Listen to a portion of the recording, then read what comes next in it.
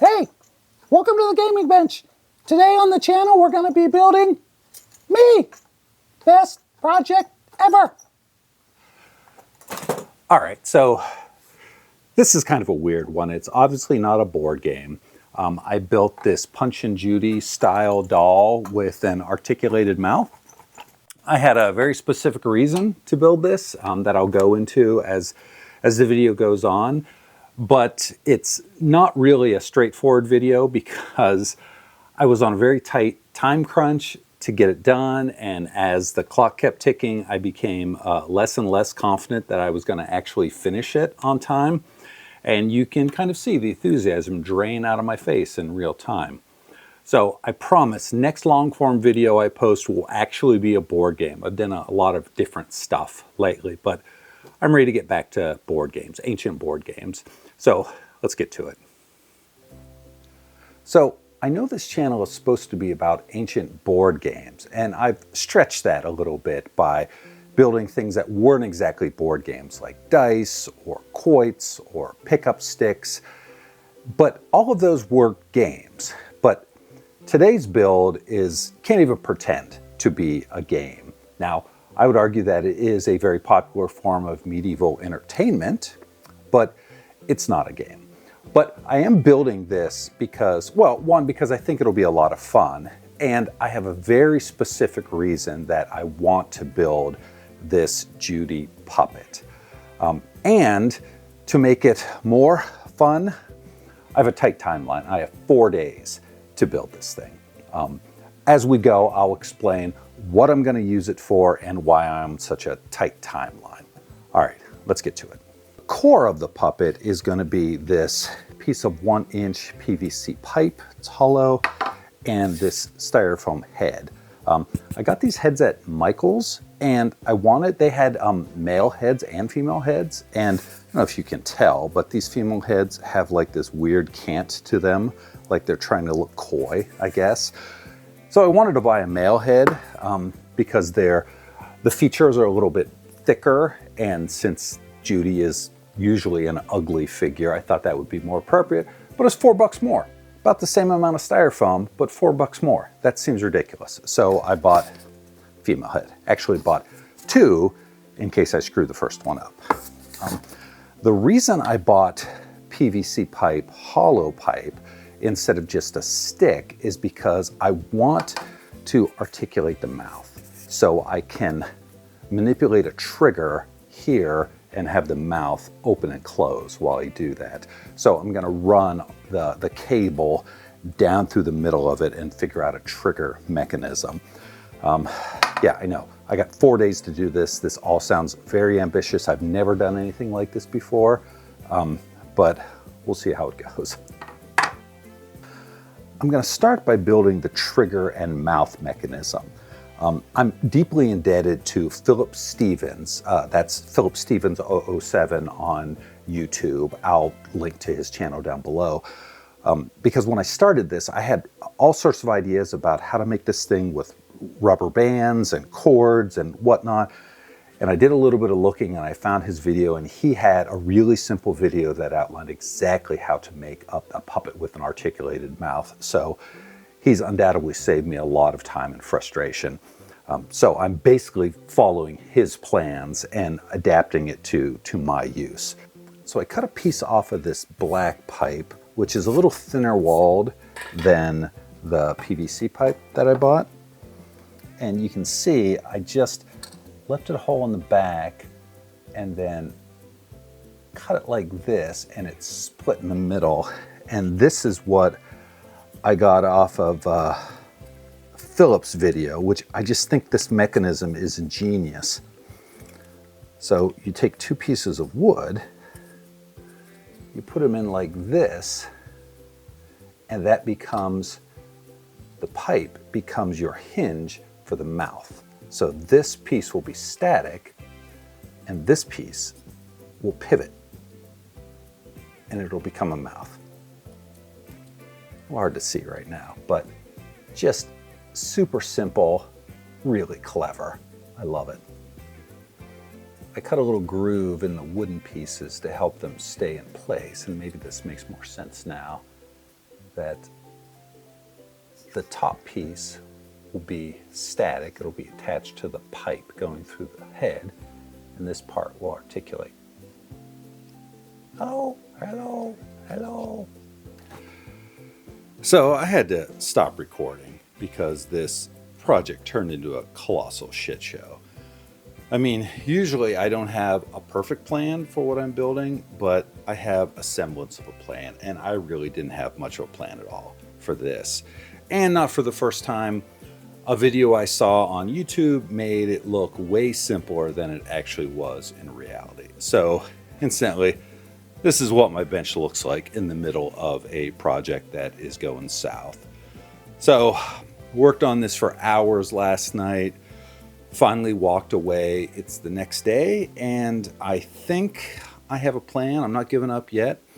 But this isn't going to be a step-by-step tutorial anymore. I don't have time to do that as I'm trying to figure this out.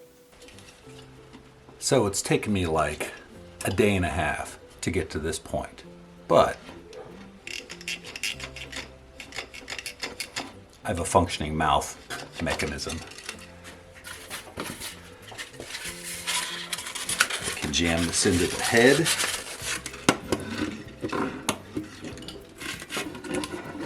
Hey guy, hey guy, hey.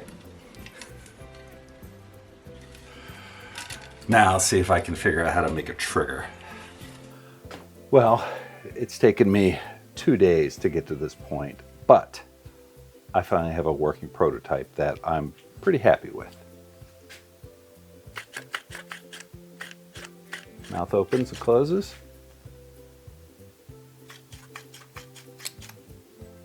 Hey, I'm talking to you. Hey, hey. Still a lot of work to be done, but you know, not bad. Hey there. Okay, a lot has happened since I last turned on the camera. As I said up front, I only had a couple days to get this thing done, and I was starting to freak out that I could even start to get it done. But the good news is that I think I'm on schedule. So here's where we are. I made this head with a talking mechanism. Hey, hey there. Hey, hey.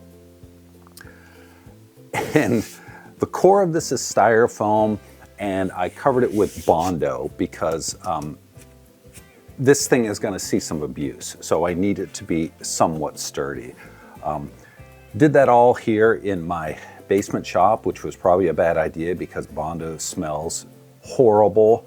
But I wore my respirator, I set up a fan to help blow some of the stink outside, and here's where I ended up. It's not perfect, it's still pretty rough, but once you see what I'm going to use it for, you'll see, I hope, that it doesn't need to be perfect. So I primed this thing, and I should have primed it in white, but I didn't have any white primer. I only had black, and I was concerned about how the acrylic paint would stick to the Bondo. So we'll see how we go. But I'm going to now paint over it in yellow to start to give it some skin tone, and then I'll come back and finish it off with, you know, more appropriate colors. So here's the deal. Here's why I'm building this. Those of you that know me in real life know that I am a member of a medieval reenactment organization called the Society for Creative Anachronism, or just SCA for short. I've been participating in the SCA for more than 30 years, so it's really a critical part of my life.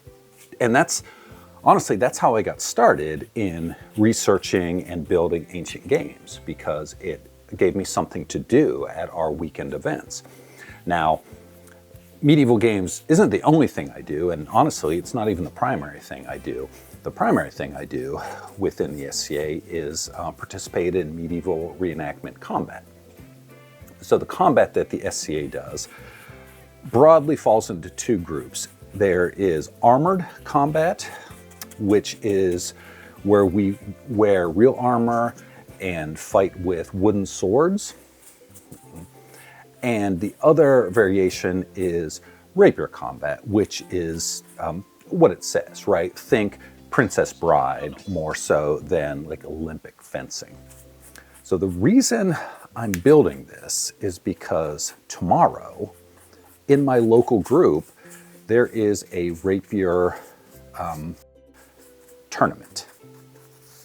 Just for fun, no big deal. But I thought it would be fun to do something unique and unexpected at this tournament. So the way rapier works is you have a variety of weapons you can use, from daggers to long swords to great swords, and a variety of defensive weapons, from a buckler, which is just a small shield, or an offhand dagger that you use for defense. But there's also devices called hard and soft parry devices. So a soft parry device might be a cloak, or some sort of piece of cloth that you wave to block your opponent's sword. A hard parry is really anything non-offensive that you can block with, like a big stick, or I don't know, a piece of rattan or something. But I thought it would be fun if my rigid parry device was a talking Judy doll, as in Punch Judy. So I can fight and talk to my opponent at the same time. Hey, watch it! That shot, you're going up my skirts! It's ridiculous, and it's just for fun. And I hope it's as fun to watch as it is in my head. Mostly because this has been a stressful build.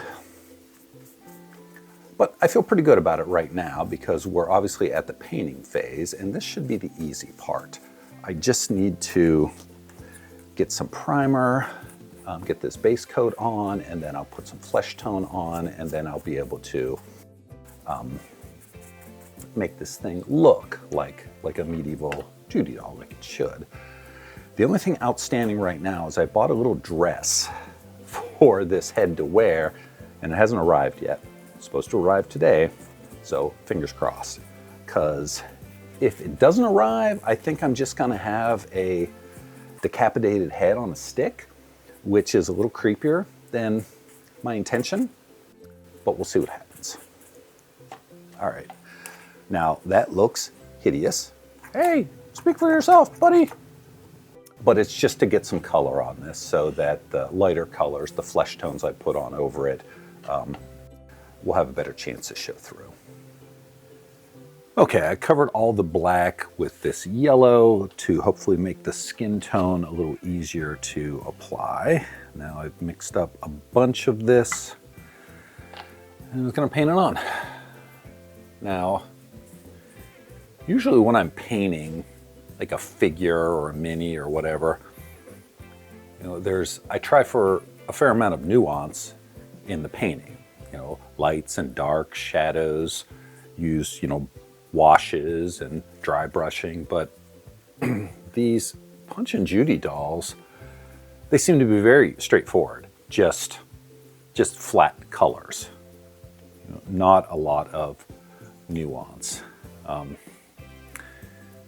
Even though as I'm putting this on, this flesh tone is really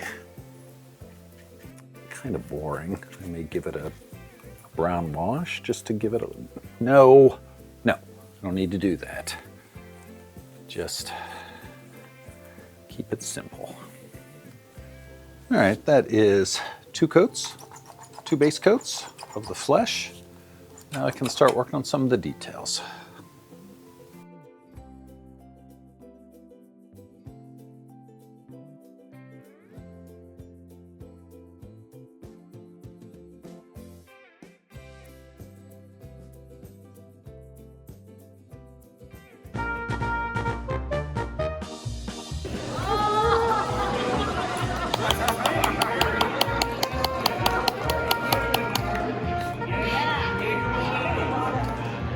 Feels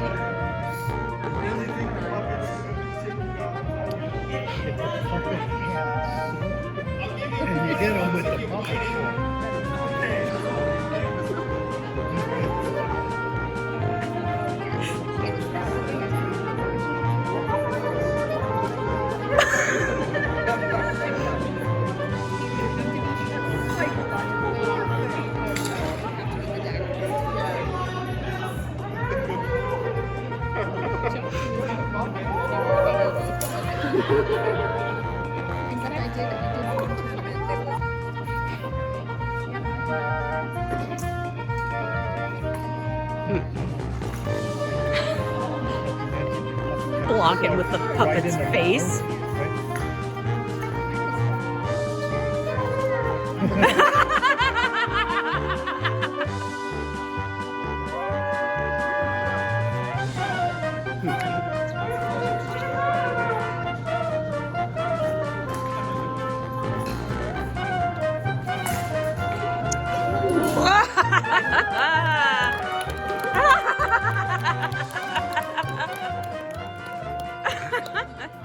Hey, get off him!